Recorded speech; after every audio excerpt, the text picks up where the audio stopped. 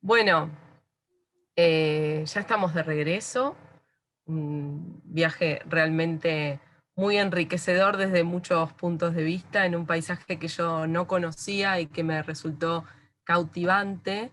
Hoy vamos a estar hablando entonces de Ushuaia, de nuestra ciudad más austral del mundo, de esta ciudad tan diversa y tan distinta a cualquier otro lugar que uno se pueda imaginar, ¿no? Ha sido comparada con Australia, ha sido comparada con Siberia, ha sido comparada con Malvinas desde muchos puntos de vista.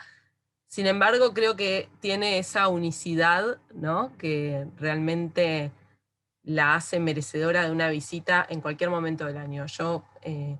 Siempre me habían dicho que era más conveniente ir en verano, estuve en invierno y me pareció de cuento, así que bueno, ahora me falta una visita en verano, y para tentarlos a todos también a que organicen su próximo viaje a Ushuaia este verano, queríamos presentarles esta visita que se va a basar sobre todo en aspectos culturales, ¿no? Del patrimonio cultural e histórico de la ciudad, no tanto sobre la naturaleza, que de todos modos decimos es impactante y sin ella nada de lo que sucedió allí hubiera sido igual.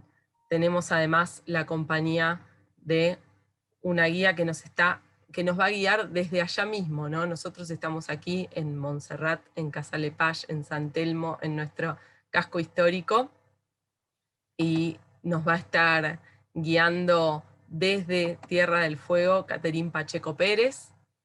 Gracias, Caterín, por estar. Amiga Aventuras del Delta. Amiga aventurera, bueno, Mira también, este, allá aquí. está desde allá donde la señal se corta un poquito, así que tenemos que tener hoy un poco de paciencia con el tema de la conexión. Pero bueno, ella tuvo la gentileza de sumarse para poder contarnos desde allá y con todo el detalle de un guía, que son los expertos, algunas de estos tópicos, de estos temas, recorrer algunos de estos lugares y momentos históricos de los que vamos a estar hablando hoy. Así que no quiero perder más tiempo porque tenemos una charla más o menos, no sé, de 3.000 kilómetros. Así que preparemos nuestra taza de chocolate caliente, que vamos a empezar. Y para empezar, como siempre, queremos ver ustedes qué, qué impresiones tienen del tema que tocamos, y en el día de hoy queremos preguntarles cómo definirían a Ushuaia en pocas palabras. Los que estuvieron allí, los que no, los que quizás nos acompañan y son de allí. Les preguntamos en pocas palabras cómo la definirían. Majestuosa, dicen ahí.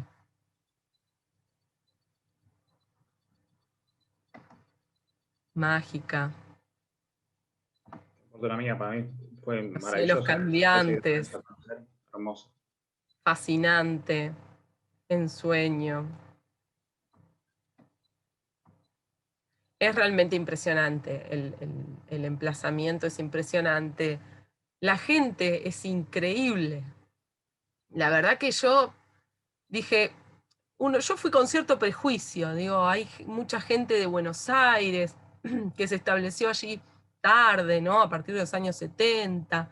Entonces dije, debe ser una sociedad más bien porteñizada, ¿no? Mucho turismo, digo. Y no puedo explicarles la diferencia, la amabilidad, la gentileza, la confianza de la gente. Es realmente sorprendente. Es un lugar como si uno viajara en el tiempo a otros momentos en los que en una misma ciudad todos se conocen, y uno tiene la confianza de dejar sus cosas en cualquier lado. Realmente si van, es un descanso también a ese respecto, ¿no? Es para ir a tomarse vacaciones también de un montón de cosas que desgraciadamente perdimos y que allá parecen preservarse. Conmovedora, sí, tiene historias conmovedoras. Hoy vamos a estar compartiendo algunas de esas historias, algunas de las más renombradas, algunas que son realmente tópicos, son como eh, espacios y momentos muy importantes en la memoria de la gente de Ushuaia y también de todos los argentinos, por supuesto. y muchos tienen que ver también con lo que otros turistas de todo el mundo van a buscar allí, ¿no? Vamos a estar hablando de arqueología del canal de Beagle, de la etnografía y particularmente de los yámanas, pobladores originarios de Ushuaia. Vamos a estar hablando de la misión anglicana, a la que definimos como frontera y como fin de un mundo también. Vamos a estar hablando un poquitito de la estancia Harberton, la más antigua de la zona, del faro Les Eclaireurs, mal llamado faro del fin del mundo. Vamos a estar hablando del presidio, por supuesto, y sus casos más altisonantes, y también su tren, del cual también vamos a decir algunas cosas sobre cómo está en la actualidad. Vamos a estar hablando del Monte Cervantes y sus 2 naufragios, y de la arquitectura fueguina como patrimonio y su preservación. La línea del tiempo es larguísima porque está llena de acontecimientos en muy poquito tiempo. Eso también es algo que llama la atención. Es una historia sumamente densa, porque es como si todo lo que en otros lugares se estableció a lo largo de siglos y siglos, aquí se estableció rapidísimo, una cosa tras de la otra. Está realmente llena de eventos, acontecimientos, nombres de vecinos notables, instituciones que se fueron estableciendo a lo largo del tiempo, desde las misiones anglicanas hasta la conformación del Estado Nacional, digamos, la incorporación de Ushuaia al territorio nacional, y por supuesto hasta la provincialización. Tenemos un montón de estos eventos, nosotros no los vamos a leer, por supuesto, pero ya saben que los dejamos a disposición de quien quiera revisitar esta charla en otra oportunidad. Está tomada y modificada de tierradelfuego.org.ar. Y luego de haber hecho este recorrido velocísimo desde 1869 hasta 1990, vamos a arrancar con uno de estos datos que hablan en pocas palabras de la historia del lugar. Y vamos a decir que la palabra Ushuaia proviene ella misma del idioma yagán y quiere decir bahía profunda o bahía al fondo. Katy, vos, si ves que estoy diciendo algo que no corresponde, ya sabés, tenés el micrófono abierto para intervenir, al igual que Lucas, cuando vos quieras. Buenísimo. No te estamos escuchando ahora, no sé qué está, quizás es por la conexión. Ahora te perdimos. Bueno, acá la vemos, esta bahía realmente muy, muy hermosa, vista desde lo alto, parece un dibujo inmejorable. Y vamos a empezar, mientras esperamos que Katy corrija su micrófono si es que puede, vamos a empezar hablando un poquito de arqueología. Aquí tenemos un mapa donde se sitúan algunos de los sitios arqueológicos trabajados a lo largo del canal de Beagle. Aquí estaría Ushuaia, ¿ven? Y acá viendo los distintos sitios arqueológicos del canal, que, bueno, en este caso están seleccionados los sitios de costa, ¿no? Y esto no es casual, ya vamos a ver por qué los sitios de costa son de los más estudiados en la zona de Ushuaia y en Tierra del Fuego en general. La historia se remonta a un poquito más de 10.000 años atrás, cuando llegan desde el norte, allá en Ushuaia le llaman norte a todo, en este caso es así, ¿no? Todo está al norte de Ushuaia. Llegan desde el norte, es decir, desde lo que ahora es continente, las primeras poblaciones, cuando todavía la isla estaba conectada con el continente, dado que el nivel del mar era mucho más bajo, ¿no? Estamos hablando todavía de la época de las glaciaciones, por lo cual el nivel del mar era más bajo y había puentes terrestres donde ahora hay agua. Es así que llegan las primeras poblaciones a lo que ahora es la isla de Tierra del Fuego, hace un poquito más de 10.000 años, decía. Y hace unos 8.000 años es que se forma el Estrecho de Magallanes y la isla grande de Tierra del Fuego. Eso conlleva un proceso de aislamiento, ¿no? Ambiental y genético que no solo afecta las especies, digamos, animales o vegetales, sino también la ocupación humana. Entonces, una de las primeras preguntas que se tuvieron que hacer los arqueólogos fue si estas poblaciones humanas que habían llegado hasta estas latitudes habían podido sobrevivir como poblaciones viables luego de este evento, ¿no? Que no lo tenemos que imaginar como un evento catastrófico, sino como un evento gradual, ¿no? Pero que de todos modos sí es determinante, ¿no? En el aislamiento del territorio. Bueno, resulta que los hallazgos arqueológicos demostraron que luego de estas primeras ocupaciones hubo al menos una población, por supuesto no muy densa, que logró sobrevivir a lo largo de milenios en estas tierras, habiéndose aislado, digamos, del continente. Así lo demuestran los sitios muy antiguos, ¿no? De 7.800 años de antigüedad antes del presente, en la bahía Cambaceres, y algunos componentes del sitio túnel, también sobre el canal de Beagle, que tienen 7.000 años y son además similares en cuanto a la tecnología, la cultura material hallada. Así, desde hace unos 6.500 años, podemos decir que el canal de Beagle estuvo habitado en forma continua por grupos de cazadores, recolectores, pescadores, nómadas del mar. A lo largo de toda la costa norte, como vimos, se distribuyen los sitios arqueológicos en gran cantidad y de modo prácticamente continuo. Y una de las características, o los sitios más reconocidos, más estudiados, por muchas características que tienen, son los concheros o conchales fueguinos, que son básicamente las acumulaciones de valvas que se producen luego de que una determinada población ocupa y reocupa en distintas oportunidades un punto en el territorio, dejando allí sus residuos que tienen que ver con las valvas de los moluscos que se consumían, los huesos de animales. Esto era un poco para descartar los residuos y otro poco también para aislarse, ¿no? del terreno húmedo y bueno, inclusive hay sitios de enterratorio, bueno, es una forma de ocupación del espacio característica no solamente de Tierra del Fuego, sino de un montón de adaptaciones costeras que se dieron a partir del Holoceno, ¿no? Los concheros son muy estudiados porque, bueno, tienen largas secuencias estratigráficas al ser acumulaciones, ¿no? Están bastante bien, tienen muy buena resolución esta estratigrafía, son muy visibles, son fácilmente reconocibles para cualquiera, no hay que ser arqueólogo para reconocerlos porque son como montículos, ¿no?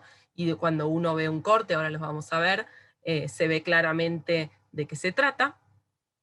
Así que son los lugares más estudiados, sin embargo también hay desde hace ya un par de décadas esfuerzos por estudiar también los sitios del interior y distintos tipos de ocupación del espacio por parte de cazadores, recolectores, pescadores y canoeros en Tierra del Fuego. Acá lo que vemos, por ejemplo, es cómo se ve esta acumulación de valvas, en este caso en un conchero de Playa Larga. Estas son fotos nuestras que sacamos la semana pasada, antes de accidentarnos. Así que son fotos que veo con cierta amargura, porque bueno, fue antes de una fea caída que sufrimos. Y ven cómo también mezclados con estos restos de valva, aparecen fácilmente artefactos líticos que fotografié y dejé en el lugar como corresponde. Acá también tenemos otra imagen del corte de uno de estos concheros, que les decía es en Playa Larga, bastante cerquita de Ushuaia, en un recorrido muy, muy lindo, la verdad que es un paisaje increíble. Y para que... Sí, Luqui. Claro, justo estás comentando el tema este de los concheros y de los artefactos que aparecen. Lo voy a relacionar con la expedición Genyagan, que fue una circunnavegación que hicieron unos amigos que tenemos en común con Caterín. Circunnavegaron Tierra del Fuego y la Isla de los Estados en kayak, y durante, bueno, parte de ese trayecto los concheros encontraban, digamos, objetos, ¿no? Uno de los chicos, casi arqueólogo, y obviamente que le llamaba la atención, y en esa búsqueda, digamos, encontraba objetos, por supuesto, que estaban en su lugar, ¿no? Contaba que habían encontrado una punta de un arpón de hueso. Acá los tenemos, mira, justo. Ah, justo. En la foto de la derecha arriba tenemos algunos de los arpones de hueso que son de los instrumentos más característicos, ¿no? De estos sitios. Bueno, acá justo les conté un poquito la historia de la expedición Genyagan, que le hicieron hace unos años unos amigos kayakistas, dos hermanos y un amigo, circunnavegaron toda Tierra del Fuego. desde Río Grande, cruzando el estrecho de Lemer, dieron la vuelta a la isla de los Estados y después fueron por el canal de Beagle y por el lado chileno. Me llevó varios meses la travesía. Y la verdad que, bueno, fue impresionante las imágenes que tienen, todo, ¿no? Una expedición hermosa. Allí Búsquenlo están en internet. inmortalizados en el Museo Marítimo. Ah, ¿sí? Bueno, Sí. búsquenlo en Google, seguro pongan Gen Yagan y les va a aparecer la historia de estos chicos que hicieron la vuelta a Tierra del Fuego. Buenísimo. Es una de estas historias de expedicionarios y de supervivencias, ¿no? Que hay en ese clima que parece tan hostil. Y Uf, bueno, es una de las el estrecho de características Lemer, de... casi 30 kilómetros mar abierto, tarea del Estado, no lo cruza Mm. cualquiera. Creo que una de las cosas más fascinantes Hola, de Ushuaia es Katy, esto. ahí está Katy. ¿está? Sí, te Ah, escuchamos. Ahí ahora me sí, ven. Katy. Ahí Ahora sí te perfecto. escuchamos. Ay, qué genial. Sí, no sé, Bueno, tuve que cerrar y volver a entrar porque evidentemente había algo que no me dejaba, no me permitía usar el audio a pesar de que me lo habían habilitado, no sé qué pasó. buenísimo. Bueno, te tenemos de vuelta. Sí, Katy, le contaba ahí la está. expedición de los chicos. Hicieron la expedición de Agustín y de Luis, la expedición Yagán. En Yagán, Muy la vuelta bien, que hicieron bueno, a Tierra del Fuego a los chicos de Arremar. sí, esa es una gran travesía que hicieron por primera vez unos argentinos acá, eh, de tanto kilometraje, ¿no? Todo en kayak, que está muy bueno. Lástima que quizás no haya material fílmico como para hacer una especie de película o como para pasar en alguna La actúa navegación, Lucas, como no hay problema. Hacen una... Vamos, Katy. hacemos una de vuelta, hacemos Claro, una, repetimos. lo repetimos nosotros. Claro, claro. En el Qué loco, ¿no? aniversario.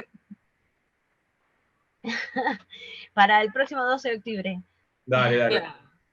Perfecto, para el día de Qué loco, Ushuaia. ¿no? Pensar que No, estos increíble. chicos actualmente pueden usar unos kayaks con toda la tecnología y si los llevamos a la época de los yaganes, ellos navegaban en el canal Beagle desnudos, haciendo el fueguito en el medio, con estas canoas hechas de los troncos de madera, ¿no? Como, es re loco. Sí, Y además, Sí. nosotros debemos forradas, usar el traje forradas, forradas con seco. cuero. Forradas con cuero, incluso, bueno, nada, Llama muchísimo la salían a atención. arponear, o sea, salían a arponear ballenas, lo que había, impresionante. O sea, era su medio de transporte. Sí, Es que sí, sí, yo quiero, realmente la vida se llevaba a cabo ahí, ¿no? La vida familiar en gran parte se llevaba a cabo sobre la canoa, con la mujer cumpliendo un rol muy importante. Había una división del trabajo los sexual roles. en esta familia, Sí, en esta etnia. una de las dudas que más genera y sorprende a la gente cuando viene y le mostramos fotos, son fotos así en blanco y negro, de cómo estaban vestidos, Ujú. vestidos en realidad tapados atrás, ¿no? Con los cueros de los guanacos, viviendo esta vida en un lugar tan inhóspito, desnudos, nadando en el canal Beagle, viste, comiendo la grasa de los lobos marinos. Uno no lo puede entender, quizás, bueno, claramente por una cuestión de generación en que se fue transmitiendo y ellos que ya estaban adaptados en este lugar.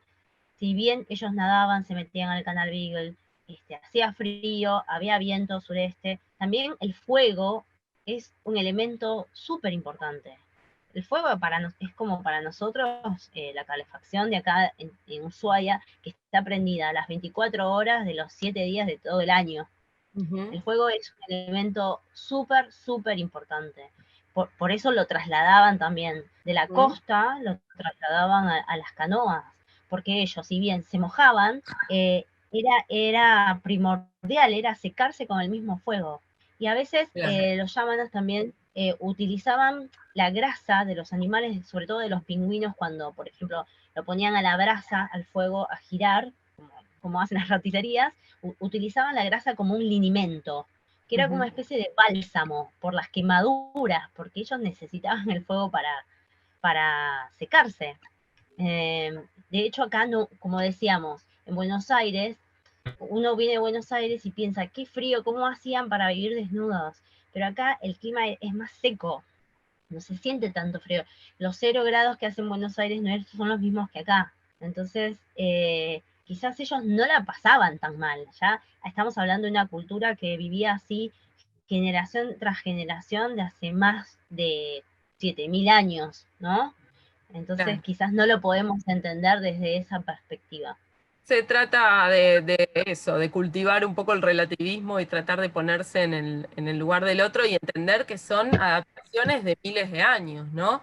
Y bueno, ellos conocían el territorio mejor que nadie, andaban desnudos, sí, pero también porque se untaban con grasa de lobo marino, es decir, que tenían un conocimiento de los recursos naturales muy, muy cabal y que mínimos cambios, en realidad fueron mayúsculos, pero cualquier mínimo cambio que se hubiera hecho en esa forma de vida habría demostrado la fragilidad de cualquier otra forma, demostró de hecho la fragilidad de toda forma de vida, ¿no? Nosotros ahora estamos como muy rodeados de cualquier cantidad de objetos, superamos un montón de aislamientos, ¿no? Pero hasta hace muy poco tiempo Ushuaia seguía aislada y eh, cual- ahora todavía, ¿no? Hay temas de abastecimiento siempre en estas sociedades y cualquier mínimo cambio puede generar consecuencias desastrosas para los sistemas culturales, ¿no? Y bueno, creo que es una de las cosas que más se ve en estos casos. En los casos de todos los indios fueguinos, hoy vamos a estar hablando particularmente de los yámanas, pero se puede decir de todas las sociedades fueguinas y en general de todas las sociedades indígenas, ¿no? Pero en este caso fue realmente muy Sí, abrupto. Flavia, el mapa que mostraste está muy, muy bueno, porque sabes que la gran mayoría de los argentinos, la gran mayoría que nos visita, confunden mucho, y no está mal, o sea, no es que esté mal, pero quizás porque no se profundizó en esta separación de las comunidades de acá de Tierra del Fuego, pero muchos confunden a los yámanas con los onas, ¿no? Ujú. O piensan que los onas y los selnam son también diferentes comunidades, cuando en realidad, para aclarar un poco, los yaganes llamaban onas a los selnam, porque en idioma yagán la palabra ona significa cazador. De Claro. hecho, el canal Beagle se llamó así a partir de la llegada de los europeos, pero en realidad su nombre original del canal Beagle es Onayaga.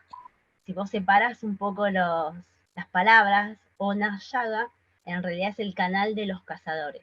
Ujú.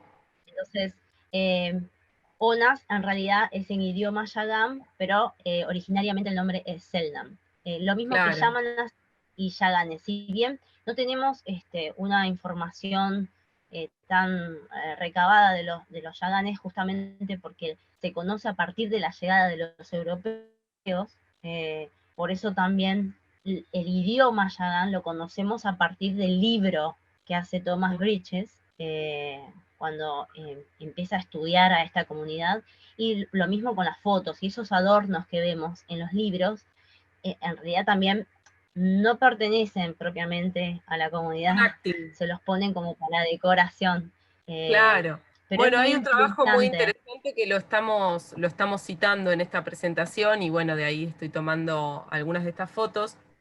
Este, donde se estudia justamente eso, ¿no? Cómo las fotos que son tan útiles, ¿no? Como forma de conocer las sociedades que ya no están, por otro lado, muchas veces se encubren, ocultan algunas realidades, ¿no? Y a veces enfatizan otras. Entonces tenemos dos extremos, la enfatización de la capacidad de los yámanas de adquirir vestimentas y formas de comportamiento occidentales, y la otra, el otro extremo, la enfatización de todo lo que pareciera bien originario. Muchas veces estas fotos que parecen tomadas en el medio del bosque, en realidad son fotos tomadas en las misiones, ¿no? Incluso con, con personas en cautiverio haciendo como el rol ante el fotógrafo de un indio prístino, ¿no? Con todo lo que implicaba en esa época de tanto furor del exotismo y de tantas preguntas científicas relacionadas con nuestra propia evolución. Sí, justamente hablando de estas exploraciones europeas y las misiones que hacían los europeos, también generaban cierta como fantasía, ¿no? De estas expediciones, porque justamente eran también, había una gran inversión en estas expediciones para la exploración de estos lugares tan inhóspitos. Entonces, también se dice, de hecho en el museo también lo van a encontrar, que se exageraba, ¿no? Como se exageraba mucho en cuanto a la gente que se encontraba.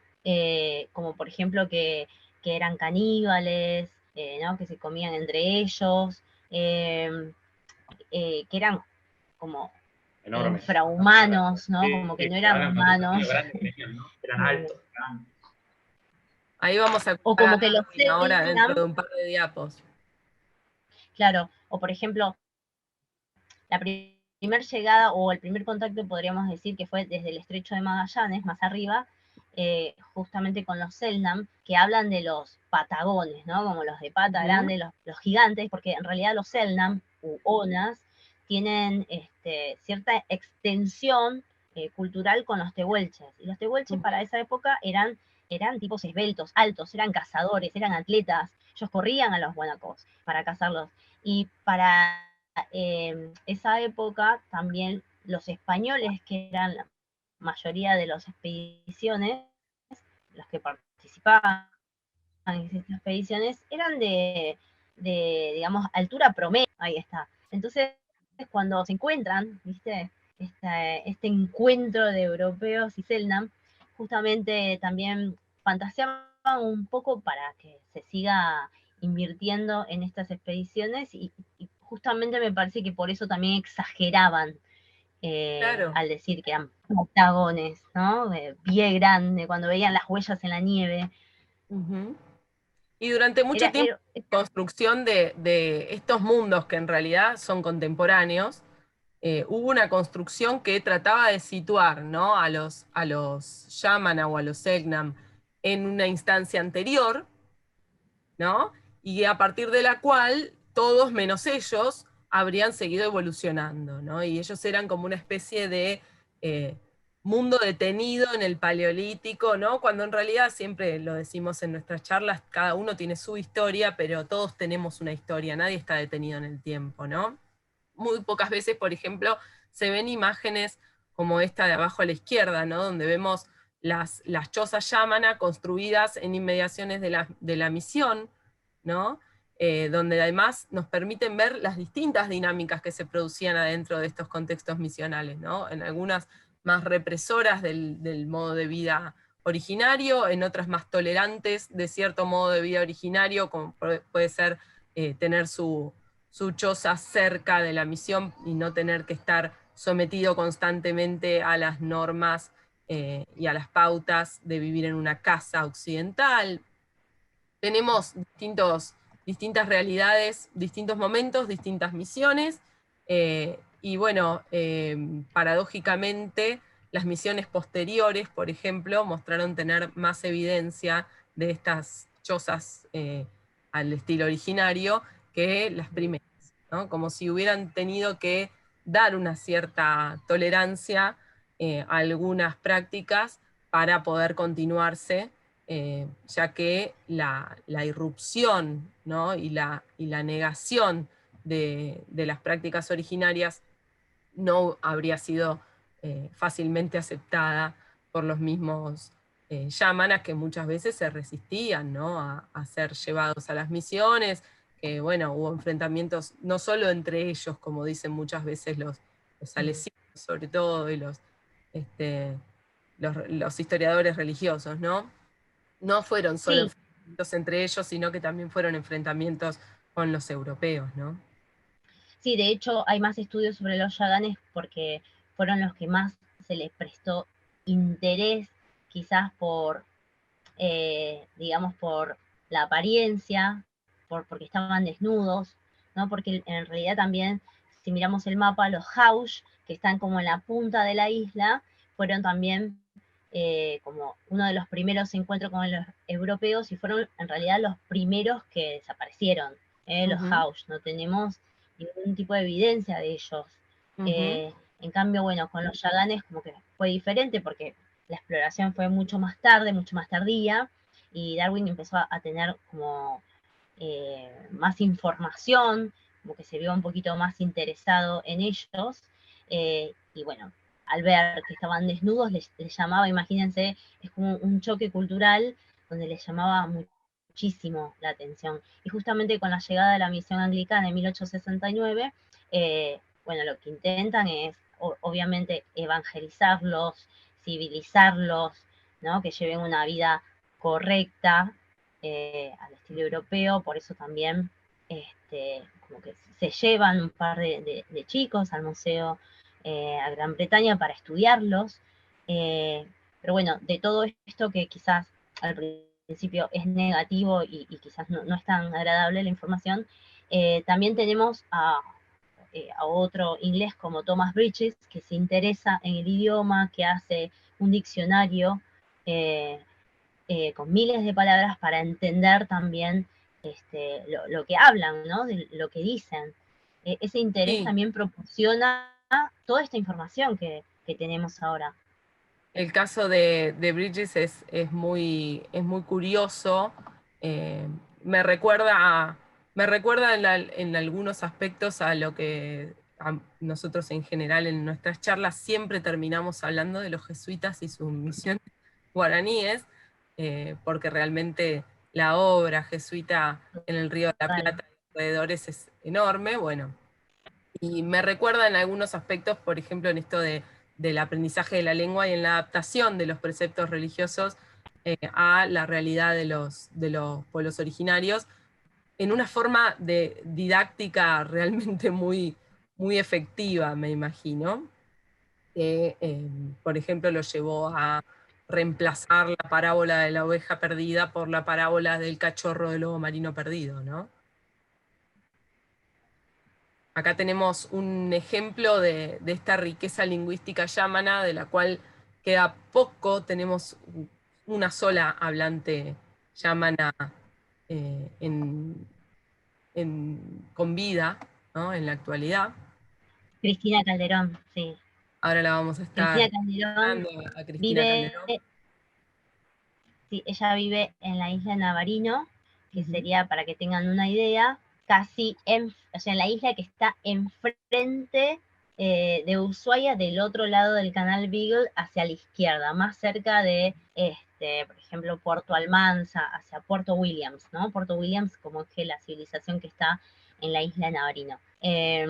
Y cada 12 de octubre de todos los años se la invita, porque esa es la fecha que se declaró como fundación de la ciudad de Ushuaia con la llegada de la Armada Argentina en 1884, se la invita todos los años para que sea parte del evento, eh, porque es muy importante, ella Es es parte del gran interés un tesoro cultural, viviente. obviamente. Total, Ella total. de todos modos nunca protagonizó el modo de vida tradicional yámana, sí sus antecesores, ¿no? Ella no, ella siempre vivió occidentalizada, sin embargo, es su reservorio lingüístico, ¿no? Lo que más se intenta preservar y lo que más se valora, ¿no? Es la última representante del idioma. A pesar de eso, estamos diciendo, hay que también decir que hay un montón de personas que se consideran y se autoperciben como descendientes de pueblos originarios fueguinos y que están perfectamente conscientes de todos los reclamos, eh, no solamente relacionados con tierras, que siempre estamos acostumbrados a ver, sino también relacionados con aspectos de la historiografía, ¿no? Cómo ver todos estos relatos que se fueron armando de estas sociedades en principio de frontera, estas sociedades en principio multiétnicas y que luego la historia ha blanqueado, ¿no? Sí, por suerte sí. Si bien la misión anglicana duró solamente hasta 1920, muchos preguntan y por qué a Thomas Bridges le cedieron tantas tierras, ¿no? Donde está la actual estancia Harberton.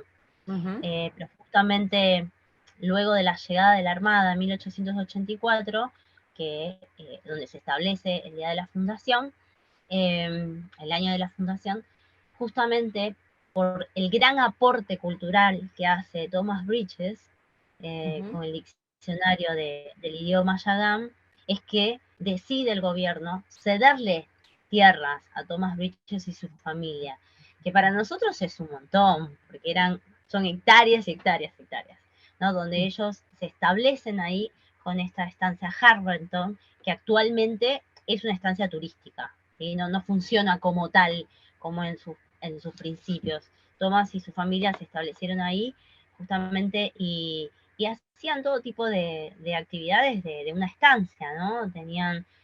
Ahí tenían la granja, tenían un cementerio, tienen todavía el cementerio que se puede visitar de la familia, y algunos yámanas que también vivieron con ellos. Tienen la Fue parte uno de de los últimos reductos, ¿no? De muchos yámanas y también Selknam que se vieron como refugiados en la estancia Bridges en los últimos tiempos. Ay, se me cortó. Ahora, actualmente, bueno, no tenemos el acceso a la estancia, si bien tienen un jardín súper hermoso y están vendiendo mermeladas y demás. No se puede acceder turísticamente como se solía hacer pre-pandemia. Claro. Ahora veremos si en el verano se puede acceder con la navegación también, pero por el momento un lugar la muy lindo familia que además actual... tiene un museo hermoso.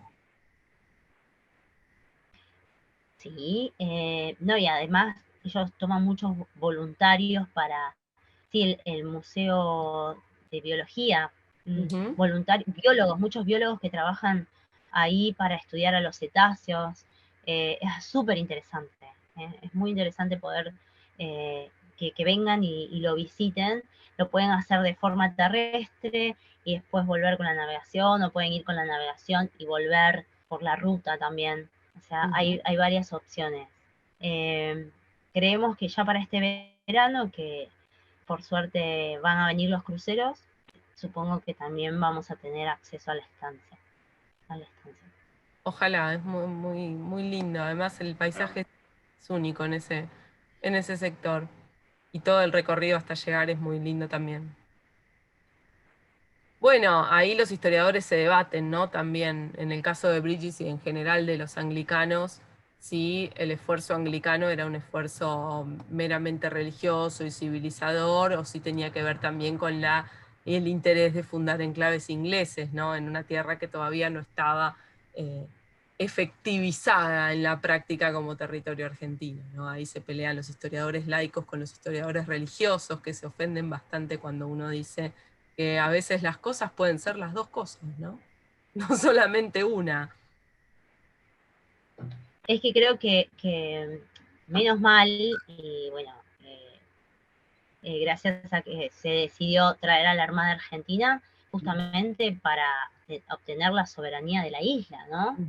Fue necesario, porque de no haberlo hecho, no sabríamos si esta isla realmente hubiese sido Argentina. Así que fue una buena decisión. Y durante justamente mucho también... tiempo fue tierra de nadie, en algún sentido, o tierra de todos. En realidad tendría que haber sido Yagán, ¿no? Pero bueno. Era tierra de los yaganes, totalmente. Claro, Era tierra de los los verdaderos yaganes. dueños de la tierra. Pero luego fue la sociedad de frontera, ¿no? En realidad, por mucho tiempo, o porque no le interesaba demasiado a nadie, o porque la dificultad de acceso era demasiado grande, había quedado como bastante vacante, ¿no? Y fue... Claro, creo que el mayor problema, incluso para los exploradores, era porque era un lugar inhóspito, porque el hecho de entrar por el estrecho de Magallanes y los vientos que se generan en ese estrecho, que aunque es justamente estrecho, es como un embudo de vientos que no te permite entrar, y realmente se dificulta la navegación en esa parte. No es lo mismo que el canal, pero para llegar hasta el canal Beagle pasaban pero meses, ¿no? Hasta descubrir hasta que descubrieron esa otra salida al Pacífico. Pasaron muchos años de expediciones. No era tan común la exploración de estos lugares. Por eso Claro. también hay nombres, viste, como Bahía Decepción, Bahía Soledad. Los nombres son hermosos, pero es cierto, son así, dan cuenta de esto inhóspito, ¿no? Del terreno, tal cual.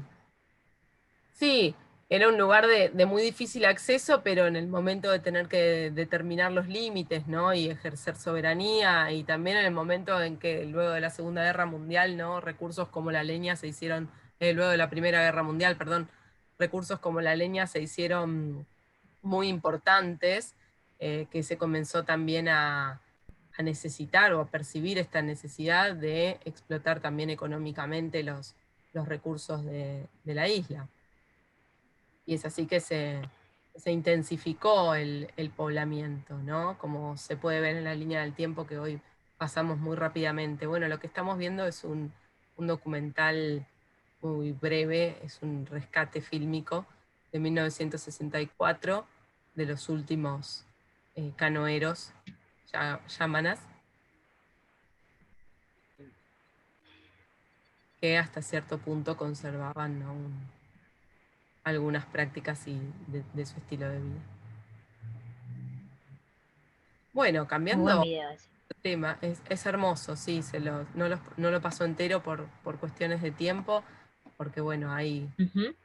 cientos de años de historia para contar, pero bueno, ya les queda a los que revisiten la charla también como para buscarlo nuevamente. Bueno, tenemos que hablar de otro ícono, otro verdadero Total. total, es uno de los lugares más visitados. Es verdad, es Sí, muy justamente el canal Beagle, viste, como la atracción conmovedor. principal, sí, entre A la mí historia de los la isla Beagle canoeros, los llaman, particularmente. los exploradores.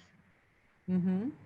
Esa navegación tan Eh, difícil, ¿no? Uno ve esos islotes que aparecen de la nada y decís, con razón, tantas, tantas historias de naufragios, tanta... Yo no tuve la oportunidad de hacer digamos, esa travesía por ahí para conocer el faro. Es algo que me faltó, igual que la cárcel también. No llegué a conocerla. sí, 4 días estuvimos nomás, así tenés que que, fuimos para otro lado, pero bueno, no pude. Pero sí, me gustaría la próxima que te vaya vas a tener que volver. y la cárcel, me quedo pendiente. Yo estuve, realmente es muy, no sé, los faros tienen algo, ¿no? Siempre son muy místicos los faros. Uno los ve, lo hablamos desde, creo que siempre terminamos hablando un poco de esto cuando hablamos, por ejemplo, cuando hablamos del Barolo, ¿no? De cómo esta luz es como que tiene hasta Te llama la atención. un sentido hasta religioso filosófico, ¿no? Esto de encontrarnos con una luz que, Como que nos marca este, un camino o un destino o una posición, ¿no? Y siempre tienen algo, es como, son marcadores territoriales que además nos tocan algo emotivo que quizás alguna vez alguien termina de- de deslindar. Y este particularmente, no sé si será por su estructura, por su locación, un poco por todo debe ser. Y un Es, poco por Verne también, también, qué por linda Luis sí, novela. Bernet, bueno, un poco por ¿no? Verne, La tengo por claro. acá en mi biblioteca. Hermosa novelita. Bueno, Claro, sí. Yo ahí es donde tenemos que redimir, claro. quiero aclarar que si bien nosotros eh, lo llamamos turísticamente el faro del fin del mundo, en Ujú. realidad hace referencia justamente a la novela de Bernet, que en realidad para él el faro del fin del mundo era el que se encuentra en la isla de los Estados, de San Juan de Claro. Salvamento, ¿verdad? Para 1920 iban poniendo los faros, iban construyendo a medida que bajaba la latitud, iban construyendo faros, y obviamente quedó en la isla de Les Éclaireurs, de todos estos islotes, que se le pone el nombre porque Fernando Martial, cuando hace la expedición La Romanche hacia Cabo de Hornos en 1882, le pone este nombre a los islotes, Les Éclaireurs, ¿no? Que significa los exploradores.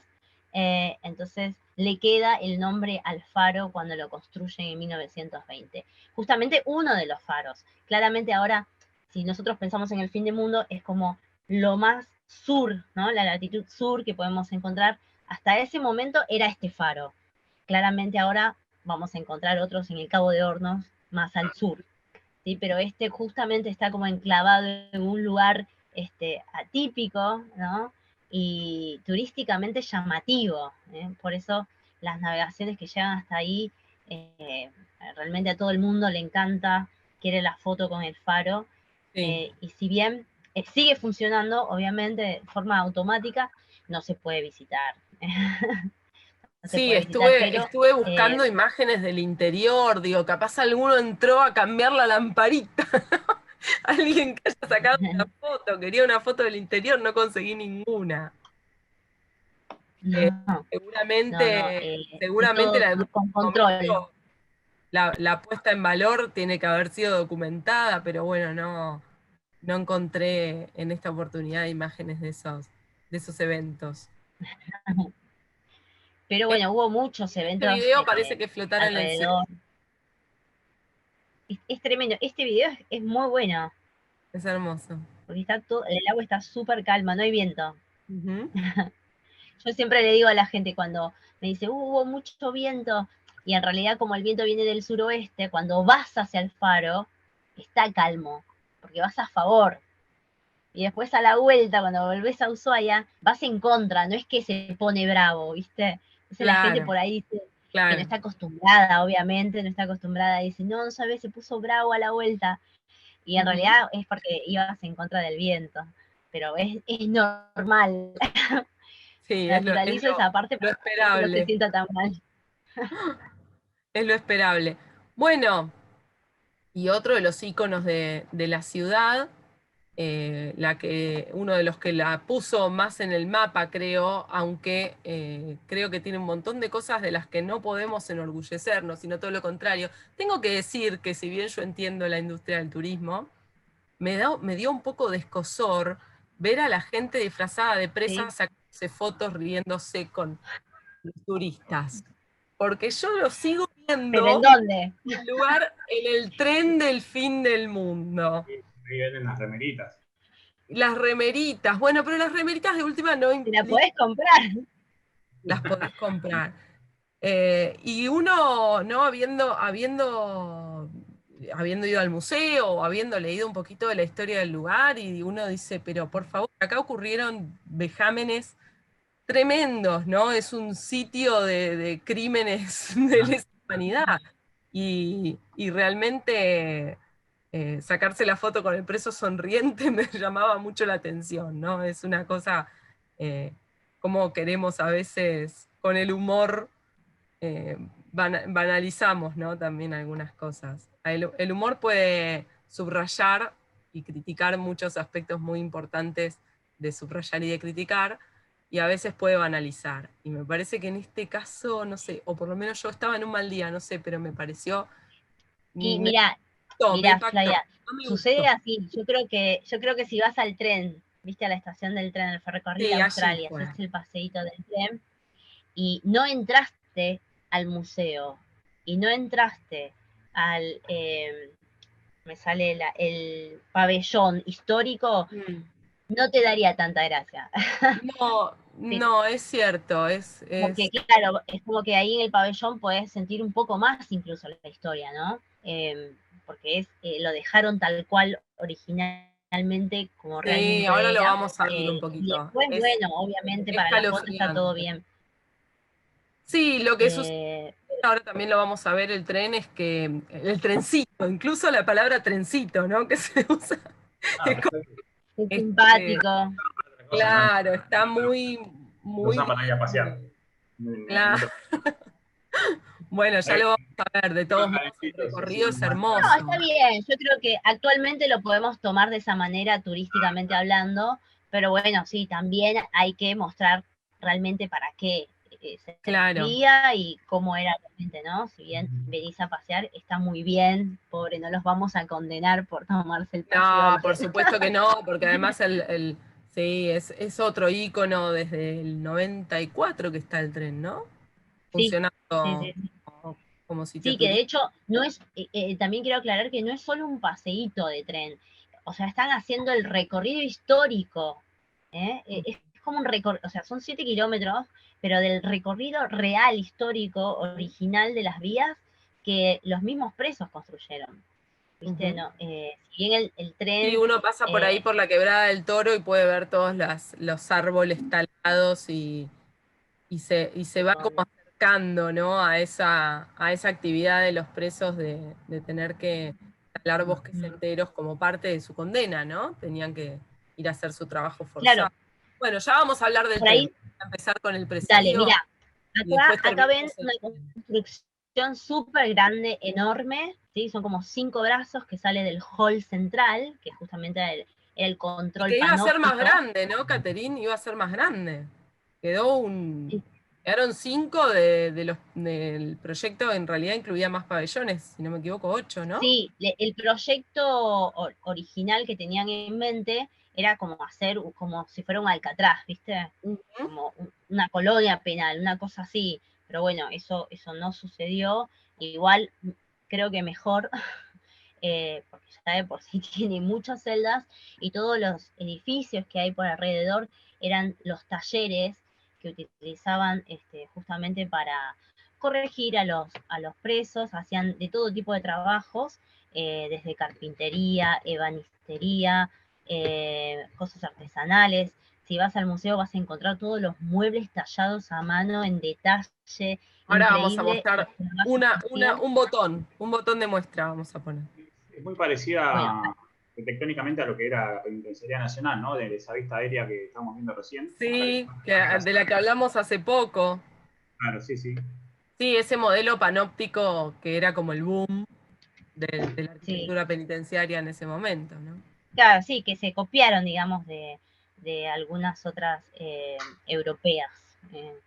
Que bien, si Sí, bien, era, bueno, era la vanguardia en penitenciarías, digamos, acá se ve como una el muestra sistema real constructivo. de la construcción que los mismos presos hacían, porque ellos justamente utilizaban este decabil o la zorra, ¿no? Ujú. Por medio de las vías, estas angostas, que llevaba desde el presidio hasta el Monte Susana, que era más o menos unos 10 kilómetros, para traer materiales de construcción para esta cárcel, ¿no? Que eran entre piedras y troncos, Ellos justamente. construyeron Entonces sus ahí mismas celdas.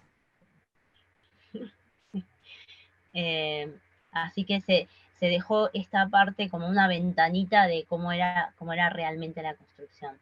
Ujú. Eh, Igualmente está como podría decir ayornada, porque estas escaleras, hay cosas que fueron realizadas después de Ujú. que cerraron, ¿no? El presidio. En 1945, cuando cerró, fue ocupado por la Armada e hicieron algunas modificaciones. Entonces, por eso quizás no está tal cual originalmente como era antes.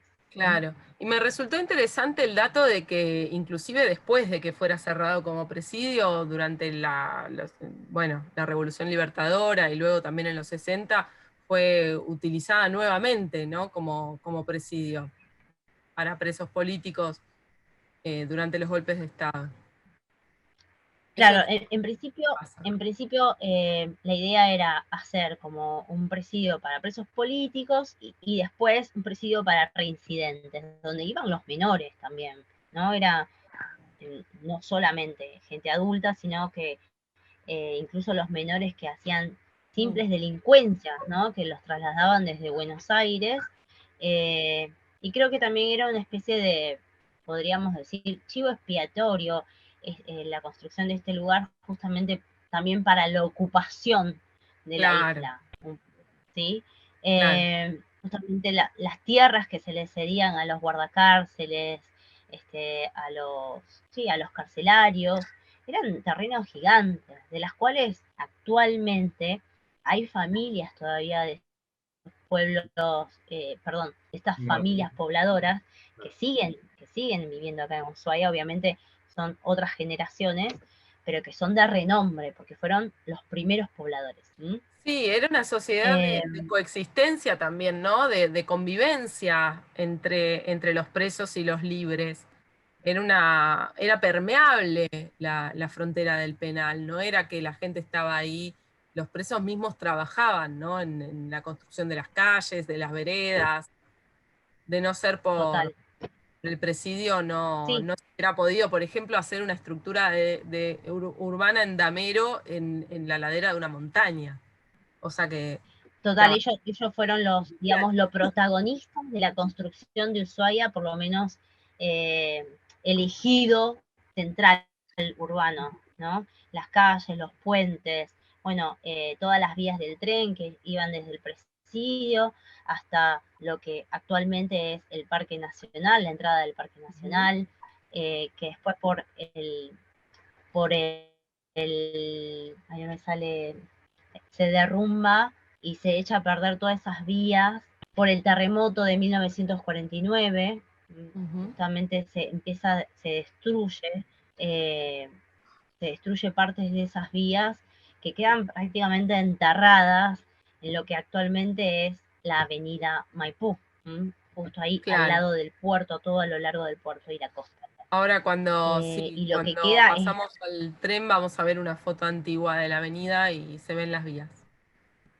Ujú. Y sí tenés razón, Flavia, que convivían entre los carcelarios, guardacárcel, todos, convivían porque prácticamente ellos tenían que salir a buscar los materiales, volver con el decabil, con la zorra, para traer de vuelta al presidio, hacer las construcciones, hacer todos estos trabajos de artesanías. O sea, prácticamente estaba en una isla. Muchos tampoco, no se podían escapar, porque Ujú. incluso era mejor quedarse acá en la cárcel porque tenían comida. Digo, eh, Un el hecho tipo de de... escaparse también Ah, claro, implicaba morirse de frío. Claro, Por eso, porque no hay recursos de alimentos acá, por el clima, justamente. Los alimentos que encontramos son bayas, son frutitos del bosque. ujú, No hay recurso de alimento disponible en el bosque como para que vos puedas sobrevivir, ¿no? claro, Y claro. hacías un fuego y inmediatamente te hacías ver. O sea, era muy difícil también escaparse. Sí, además salían a Prácticamente buscarte. un gulag siberiano que si te Claro, escapabas no sobrevivías al bosque, no llegabas a claro, ningún... claro. Era No, no, mejor vivir ahí aparte, adentro que escaparse, escaparse. claro, imagínate, vos estás en Ushuaia, que es una ciudad, la única ciudad trasandina del país. Vos si querías irte hacia el sur, tenés el canal Beagle, tenés que atravesarlo, irte para una isla que es inhóspita, desconocida, no había población en ese momento. Y si no, te tenías que ir para el norte, tenés que cruzar las montañas, todo el bosque y todos los, o sea, no estaba la ruta 3 todavía. Claro. Entonces, realmente había que pensar si vos si te querías escapar. Aunque hubo Claro. uno que se Que ya lo logró vamos a mencionar, escaparse. que ya lo vamos a mencionar, aunque bueno, lo agarraron también. Sí, sí, sí. Llegó al límite y lo agarraron. Ahí está. Bueno, uno ve estas fotos y es ahí que no se lo imagina al preso, al, al actor que hace de preso hoy en el Claro, en el trencito te saca la tan foto. sano que tiene. De última elegir a otro que lo personifique al preso, ¿no? Un poquito más enfermizo, porque realmente tenían muchos problemas de salud, ¿no? Si uno cuando entras al pabellón histórico, percibís ese frío, que si bien hay unas calderas ahí que se ven, me imagino No, que haber sido difícil. muy difícil calefaccionar semejante espacio, las celdas tan pequeñitas también, destinadas a 2 personas, la oscuridad, Noche bueno, larga. y las torturas también, porque ya había algunos casos de denuncias y luego también eh, Ricardo Rojas lo visibiliza mucho, el trato que tenían los carceleros muchas veces era muy cruel. Así que la verdad que fue uno de los motivos por los cuales se decretó el cierre de este Sí, presidio. y mismo el prontuario de las enfermedades por las cuales morían, Claro. ¿no? Que Y que no todo había tenía que posibilidad de ver. corregir nada, ¿no? Ahí el que entraba por anarquista se hacía más anarquista y más antipolicía, y el que entraba no sé, por asesino se hizo más asesino. Ahora Lucas nos va a contar la historia de Cayetano Santos Godino. Muy bien. No hubo realmente casos de redención, ¿no? No volvían a ser normales. Y me parece que era un viaje de ida a esta cárcel, realmente Claro. no. Muchos se tiraban al mar antes de llegar, ¿no? Dicen. Ah, Preferían tirarse al mar y había unos buzos preparados para sacarlos rápido para que no se murieran y pudieran ir presos. bueno, uno de los que terminó en ese presidio, bien lejos de Buenos Aires, fue Petito del Escudo, ¿no? Este asesino porteño, digamos, de principio del siglo XX, Parque Patricios.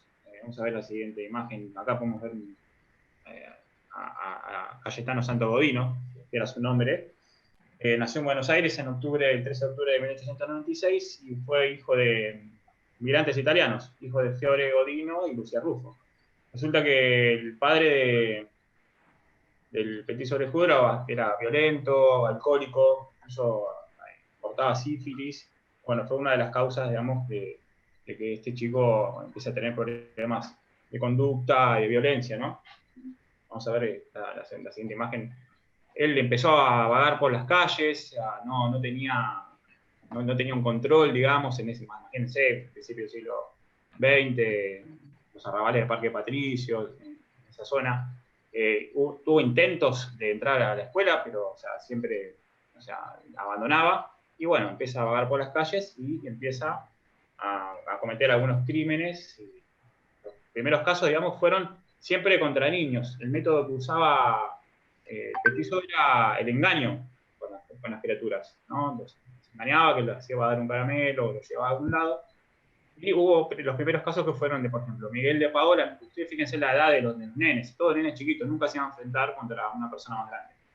Miguel de Paola, Ana Neri, 2 años, 8 meses, fueron, digamos, casos que no tuvieron la suerte de poder escapar o que justamente en el momento que estaban por cometerse el crimen aparecía algún mayor y el petizo escapaba. Pero la primera víctima va a ser María Rosa Fase, de 3 años de edad, que nunca la encontraron. O sea, pues el petizo confiesa su asesinato muchos años después, nunca la encontraron, supuestamente el lugar donde la mató, luego construyeron un edificio y jamás encontraron su cuerpo. Ya para 1908, 2 casos más también que atacaba, Severino González Calo y Julio Bote, todos chiquitos, 22 meses, o sea, 2 años, que estos chicos también en circunstancias fortuitas logran escapar de la muerte por manos de Petiso Orejudo. Después sí va a cometer los cuatro crímenes, digamos, que están corroborados, que son el de Arturo La Aurora, de 13 años, que lo ahorca. ¿Sí? Uno de sus métodos era usar ese cordón que pueden ver ahí, esa es una foto original de él con el cordón que usaba para ahorcar a estas criaturas. Reina Bonita Vainikov, le gustaba el fuego al petizo también, incendió varios lugares. Y después, bueno, le gustaba hacer que también quemara a la gente. Y a Reina Bonita Vainikov le prendió fuego el vestido. Pero bueno, debido a las quemaduras que sufrió, murió. Pues bueno, Roberto Russo, que también fue ahorcado. Y bueno, como el caso más documentado fue el de Gesualdo Giordino, de 3 años, que intentó matarlo de varias veces lo engañó, lo llevó hasta un lugar y varias veces intentó matarlo, hasta que decidió clavarle un clavo con una piedra en la cabeza y el chico muere, ¿no? Incluso él después va a asistir a su velatorio y va a estar como observando al cuerpo del nene y después, bueno, luego van a encontrar, después hay una redada acá en la casa y van a encontrar, digamos, evidencias que lo van a llevar a que sea, digamos, lo van a incriminar al petizo para que quede detenido, ¿no? Vamos a pasar en la imagen.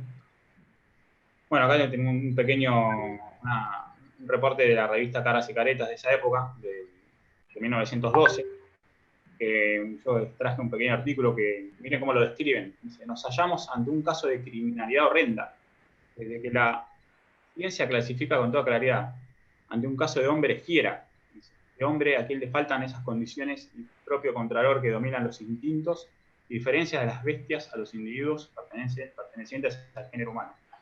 Miren la descripción que hacían de este chico que tiene una cara de inocente y de medio tontuelo, pero en realidad era un asesino serial prácticamente, porque ya había cometido varios crímenes y varios intentos de homicidio que no habían logrado concretarse, ¿no? Ahí pueden ver las manitos, como que era muy, muy estudiado todo, ¿no? Sí, es que según la teoría lombrosiana, ¿no? Tenía Sí. todas las El características problema eran las orejas. Después, de un como criminal. contando Flavia recién, de las vejaciones y digamos, los maltratos que había De la en quijada. cárcel, este Ambrosiano le hace una cirugía en las orejas a la chica porque él decía que las orejas hacían cometerle los crímenes y tenía todo un trastorno, etc. Nada más que el chico estaba enfermo, digamos, Es interesante porque, parte del porque padre se que ve. era violento, le contagió sífilis, ya nació con problemas. Es Sí, interesante también alegaba de de los la dolores de cabeza. medicalización o sea, del actuar mancomunado entre la ciencia médica y el Estado y el poder de policía, ¿no? Eso me resulta muy interesante. Mientras antes el crimen estaba en las almas, ¿no? En la moralidad, en Era algo antropológico. regir, por ejemplo, mediante la religión, mediante el evangelio. Acá el crimen está en lo físico, en lo biológico, y se puede corregir mediante la medicina. Claro. Es algo como muy característico de este principios del siglo XX, que tantas Hay veces... un compañero que es director de obra de teatro que hace una obra sobre el petiso orejudo y yo la fui a ver una vez y muestra más que nada, bueno, un poco la historia de él y después muestra, digamos, ese análisis como antropológico que le hacen en la cárcel y el maltrato que sufre, más allá de que haya sido un asesino, el maltrato que, En realidad era inimputable, era un asesino, pero era inimputable porque era un débil claro, mental que había aprendido a pero leer, en la obra se escribir. demuestra, digamos, esta ciencia, estos análisis que le hacían en la cárcel y que, bueno, lo trastornaban más todavía, ¿no? Porque pobre ya era. Claro. Bueno, acá tenemos algunas imágenes ya cuando es mayor, adentro de la cárcel. Y bueno, luego que él confiesa los crímenes, fue juzgado y por un tiempo lo internan en el hospicio de las Mercedes, en el pabellón de alienados delincuentes, ¿no? Después lo van a pasar a la Penitenciaría Nacional, donde actualmente está el Parque de las Heras, y 10 años después va a ser trasladado a la cárcel de Ushuaia, donde ahí sí va a sufrir la violencia de los reclusos, bueno, de estas pruebas médicas y las inclemencias del frío, ¿no? Bueno, va a morir en noviembre del 44, la muerte es, digamos, medio dudosa, dicen que los No, pero reclusos es lo también la muerte como que también, no sabría decir si fue un castigo, pero o si se lo buscó, o si él esperaba eso, pero la muerte también del petiso orejudo tiene que ver justamente con esa conducta que él tenía, ¿no? Porque los presos tenían un gatito lo había de matado. mascota. Sí, Sí. exactamente. Y de repente, bueno, un día el petizo se le dio por matarlo. Lo murieron a paz. Entonces, cuando se enteran que Santos Godinos lo mata, y ahí entre los mismos compañeros también lo apuñalan, y eso es lo que se dice que así murió. Justamente Claro, el por parte todas las... oficial habla de una enfermedad.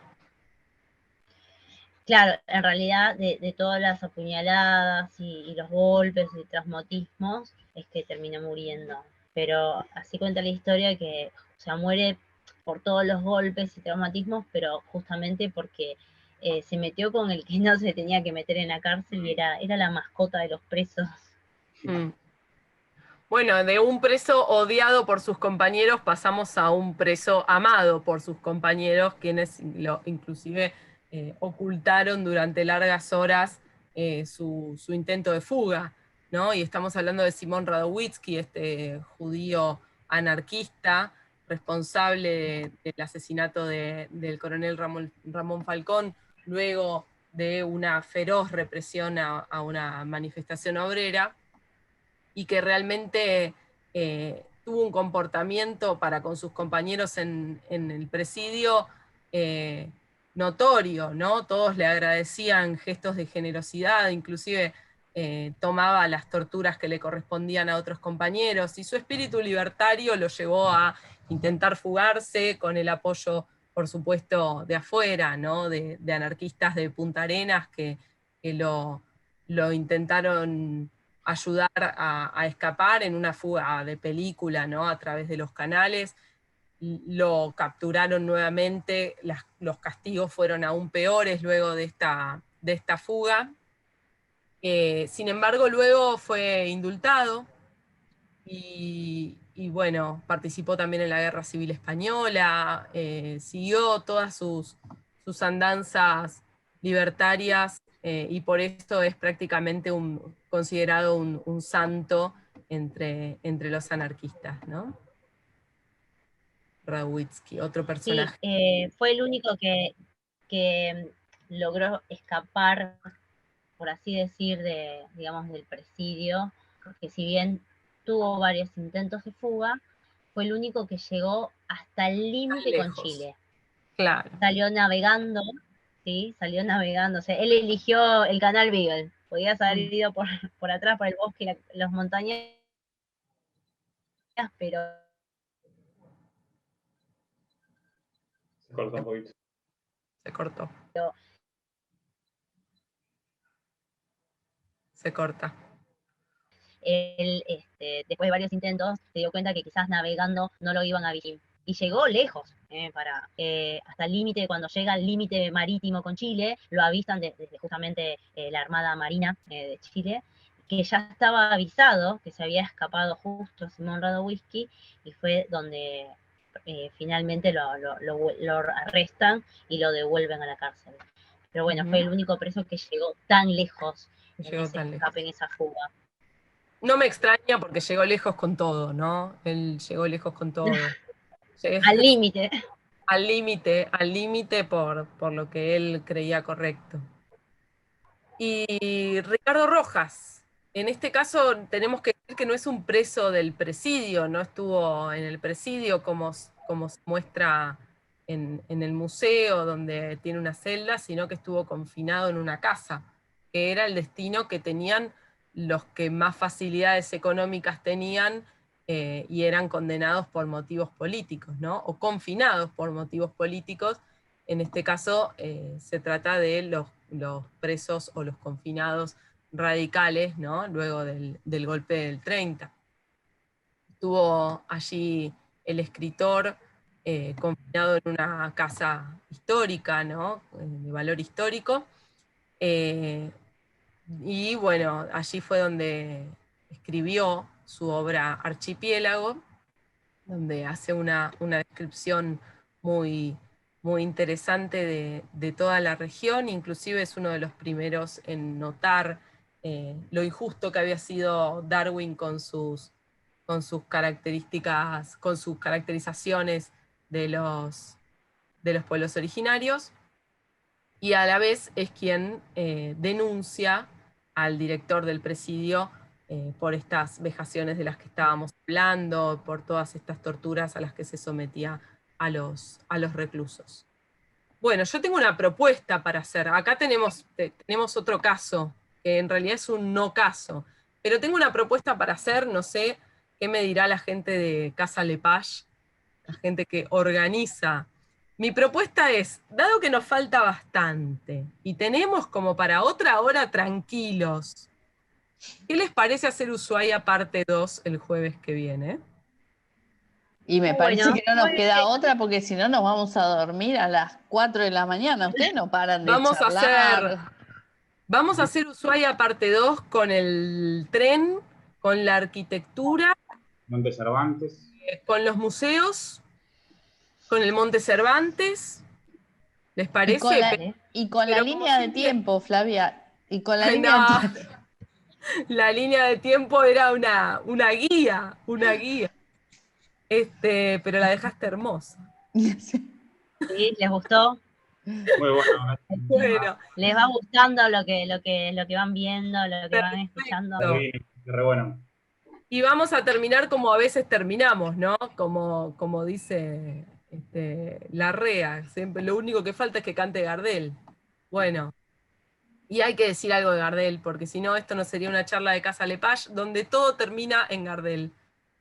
Resulta que hay una leyenda de que Gardel habría estado preso en el presidio y que se habrían borrado los rastros históricos de esta reclusión porque no convenía que nuestro zorzal criollo presentara ese prontuario y que se habría limpiado el prontuario de Gardel. Lo cierto que es, Caterine, esto no es cierto, ¿no es cierto? Y hay muchas teorías. Dicen que, bueno, justamente para 1907 es cuando empezaron a mandar menores acá al presidio, entre 16 y 17 años, y en una de esas cae Carlos Gardel. El ex director Carlos Bairo en 2012 dice que Carlos Gardel, cuando manda una postal, no utiliza su nombre Gardel, utiliza Gardés. Entonces es raro que hayan mandado una postal con el apellido Gardel. También se habló de un prontuario. Claro, digamos su apellido original, ¿no? Gardés. Por eso es como sospechosa esa postal con el apellido Gardel, porque aparece como la C. Gardel, pero no es oficial, porque él no firmaba como Gardel. Y más porque era chico, supuestamente.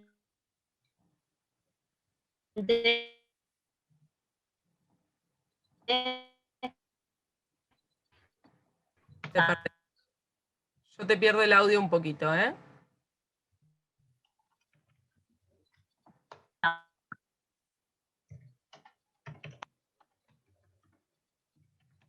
Cortando acá. Sí. Bueno, hay un artículo bastante detallado e interesante sobre todas las posibles identidades de este recluso. Y al parecer, bueno, habría... Hola. Ahí está. Sí, hola. Miren, quiero, para finalizar todo lo de Carlos, que se me terminó justo, para ser reincidente, para esa época, vos tenías que haber tenido, por lo menos, 2 prontuarios de delincuencia, ¿sí? 2 condenas. Y Carlos no tenía ninguna. Entonces, se había ido raramente de la casa, podemos... ¿no? Claro, sí, le dijo a la mamá, mamá, me pobre voy, madre, lo mandó a buscar una vez. Pero no más que eso. Sí. Así que no es oficial esta información. No, y de hecho, bueno, hay documentos que sitúan a Gardel en otro momento, en el mismo momento, en otro lugar, ¿no? Estaba en Uruguay. Así que no sería para nada sostenible desde el punto de vista histórico esta versión. Pero bueno, resulta igual curioso que alguien haya inventado la leyenda, ya resulta curioso. Bueno, entonces hoy nos vamos a despedir acá, no sin antes invitarlos a este nuevo evento, esta nueva propuesta de Casa Lepage para el 4 de agosto. Querer té, un sabor con historia. Es un nuevo ciclo de Casa Lepage, un té en la historia, vinculando las 4 etapas de la historia de Casa Lepage con la historia de esta infusión, de la mano del sommelier Pedro Alperowicz. Así que esta es la invitación. Bueno, tenemos un montón de recomendaciones de lecturas y demás, pero las vamos a hacer la semana que viene cuando finalicemos la charla. Le agradecemos a Caterine. No sé si vamos a poder... Caterine, una alegría verte después de tanto tiempo y encontrarte acá. Muchas gracias, chicos. Fue un placer. Sí, ¿Vas a sí, estar sí, el totalmente. jueves que viene también? ¿Te comprometemos? Dale. Sí, para mí un gustazo. Me gusta mucho la idea, muy bueno. Lo disfruté excelente. mucho, chicos. Espero que la audiencia también lo haya disfrutado. Y acá estamos viendo los mensajes, están les todos. haya gustado. Bueno, vamos entonces Muchísimas la semana que viene con la segunda y última parte desde el fin del mundo. Muchas gracias a todos. Muchas gracias, Gracias Katy. por la paciencia a los que se quedaron. Gracias, Casa Lepage. Que tengan buena semana. Gracias, Caterina. Hasta la próxima. Gracias a todos. Chao. Después.